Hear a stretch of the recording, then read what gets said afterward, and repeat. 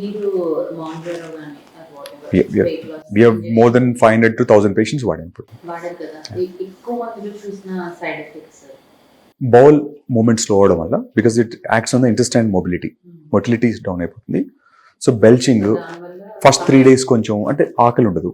If they sudden గా తింటే బౌల్లో స్టక్ అయిపోతుంది. ఇంకా కొంతమందిలో డయేరియా అబ్జర్వ్ చేస్తాం ఫ్యూ పేషెంట్స్లో. అండ్ బౌల్ మొటిలిటీలో బర్పింగ్ లాగా రావడం కొంచెం అన్యూజువల్ ఫీలింగ్ అది. ఎందుకంటే అండ్ మీకు కొంచెము యాంగ్జైటీ ఉన్న వాళ్ళకి కొంచెం పెరుగుతుంది. ఎందుకంటే బ్లడ్లో షుగర్ డౌన్ అయిపోతుంటుంది, సేమ్ టైం బాడీ సిగ్నల్ ఇవ్వదు తినడానికి. So confusion in the body, అంటే కొద్దిగా ఇరిటేట్ అవుతారు ఫస్ట్ 1-2 days. అది ఒక 1-2 weeks వరకు ఉంటుంది. 3rd week నుంచి usually they get adapted. Depends on the body. మేము minimum 24 weeks we suggested, 24 weeks to 30, minimum 6 months. There is no shortcut. దాన్ని ఫాలో అప్ చేయాలి మనం. వి షుడ్ నాట్ లీవ్ అబ్రప్ట్గా వాడొద్దు, ఆపేయద్దు.